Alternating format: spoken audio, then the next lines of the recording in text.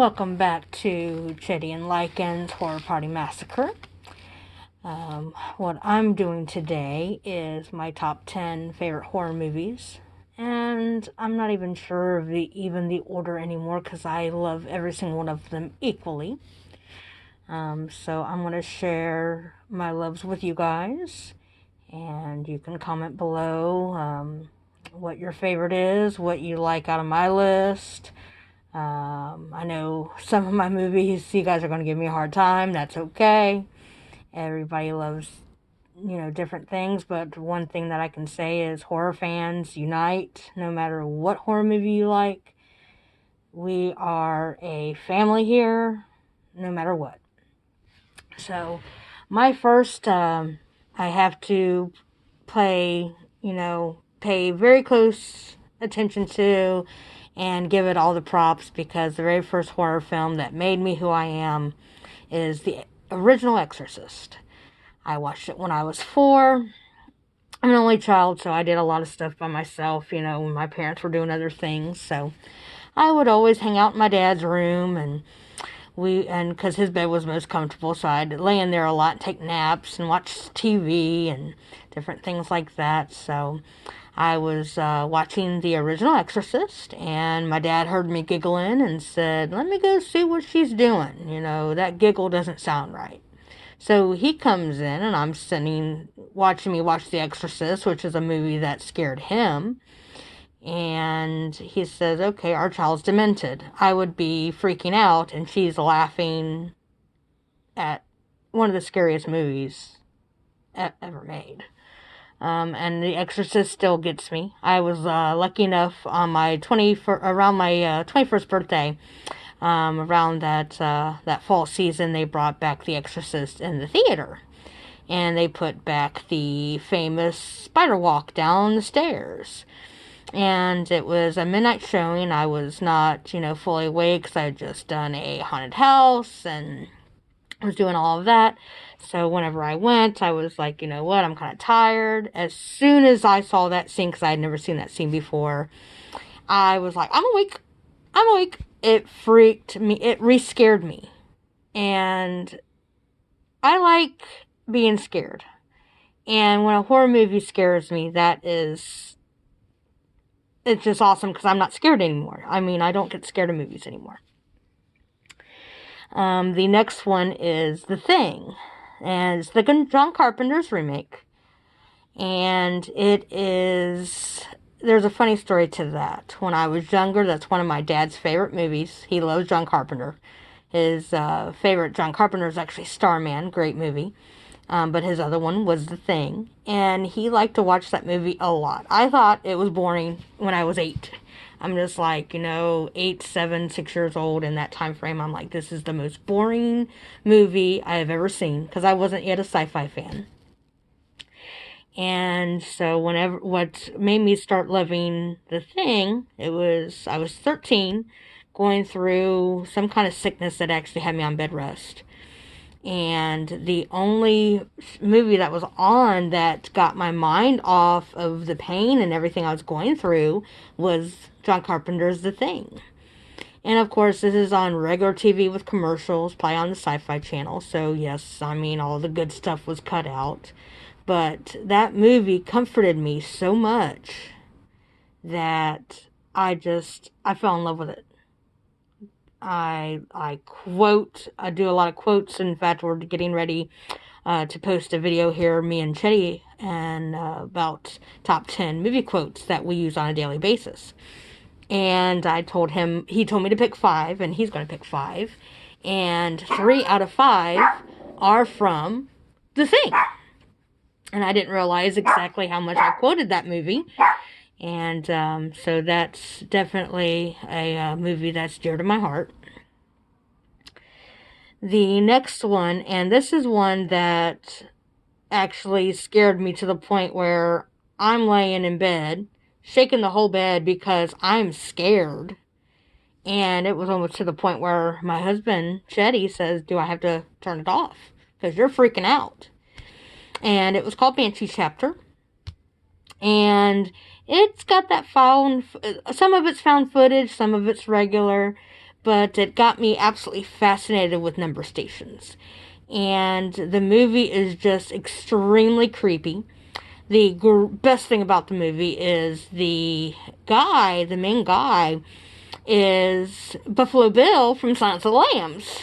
And you can always tell who he is because he's got that voice that everybody knows. It's kind of like the guy from Unsolved Mysteries being in the original Psycho movie. And as the car salesman, you don't really get a good look at him. But once you hear the voice, you're like, oh yeah, that's the guy that does the host for Unsolved Mysteries. So he's definitely a part of the movie, and he is just fabulous. I mean, the main story is about him and LSD. It's just very, very creepy. And there's not really monsters, but it's, got that creepy Japanese kind of... It's not a Japanese movie or Japanese horror. You guys know that I love my Japanese horror because it's just more creepy to me. But it has that feel when you do see one of the bodies. And so that is definitely something to check out. I am a fan of Part 3 in movies, and you'll know from this list, wow, Part 3, are always the best. The Exorcist Part 3, I think is creepier. I believe that The Exorcist 3 is just as good as the original. I love the Father Mourning Priest. Whenever he's down that hallway and just standing there, he just looks badass. And just the standoff. And of course they bring back Father Damien Karras from the original. And of course, one of my favorite artists, Art of Barcode, did a tribute to Exorcist 3 of the killer in the sheet with the clippers to cut off the head. So I do have that print. And so it's just a creepy movie, creepy factor. The next Part 3 that I love, Nightmare on Elm Street Part 3, Dream Warriors. Hands down, you can fight me on it, Part 3 is the best out of the whole franchise. I love everything about Part 3. In fact, my favorite Nightmare on Elm Street death, two of my favorite Nightmare on Elm Street deaths are in that movie. The first one being the Puppet Master death, which was Philip. And then the second one being the Freddy glove with the blue liquid. So the death of, I think Karen was her name, maybe.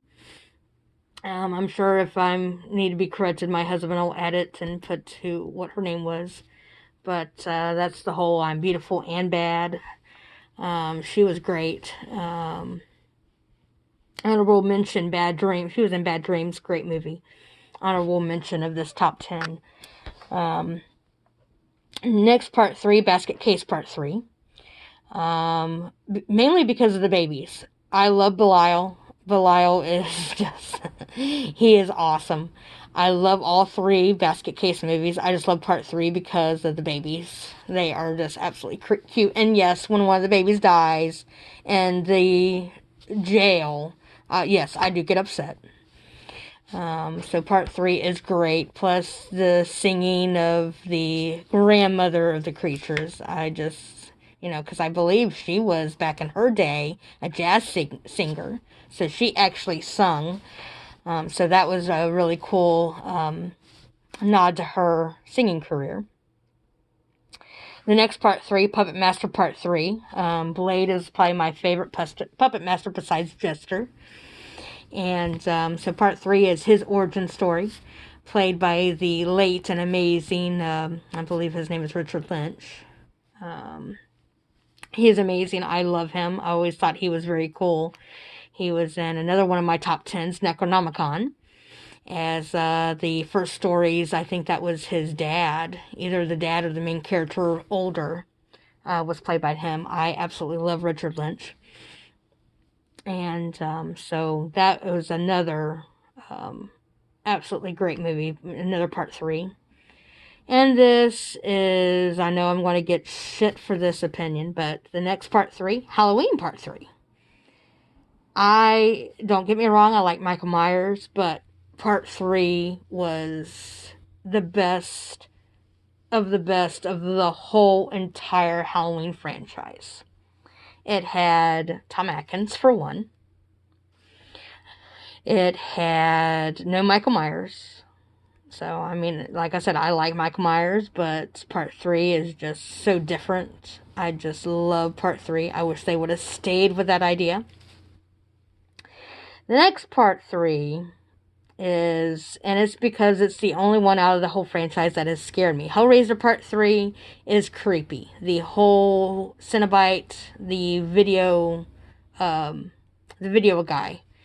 Once he became a Cenobite, that was just absolutely creepy. That's one of the few Hellraisers that actually is creepy. I think most of them were funny, but that one absolutely creeped me out. So that's another part 3. Then we have this one. Chetty's gonna give me shit for this one, but I love Texas Chainsaw Massacre, The Next Generation. Hear me out on this one. For one, it's got Matthew McConaughey in it. It's got Zellweger. I can't think of her first name right now. I'm sure Joey will respond and tell me her first name. But they were young and they did this. And the thing that I liked about it is at the end, it's almost like they're aliens. I thought that was really, really cool because the guy at the end has some body modifications, very alienish modifications. I really enjoyed that. And let's see, where am I on this list? I don't even have it in order anymore. It's just top 10 with honorable mentions. So take it for what it's worth. Another one that I'm probably going to get some ridicule on is I love Paul Rudd. And Halloween Part 6 is probably my second favorite Halloween movie, to be honest. It's got a young Paul Rudd. And it was just a great movie. I liked the whole Illuminati feel towards the end of the movie. And they gave me that feel with how, when he walked in on things at the end. But that's the feel, the vibe I got from it. We all get different vibes from things, but I absolutely love that movie. The only thing that I can say, I'm not the biggest Danielle Harris fan in the world, but they should have put her in Part 6. I don't care. I mean, she probably wasn't even old enough, but you can put older age makeup on people. They should have never changed her. That would be like changing the Harry Potter actors and making Harry Potter movie with someone besides Daniel Radcliffe as Harry Potter. You just don't do that. The next one that I'm going to talk about is not part of a series, but I am definitely a lover of Clive Barker, and I love Lord of Illusions.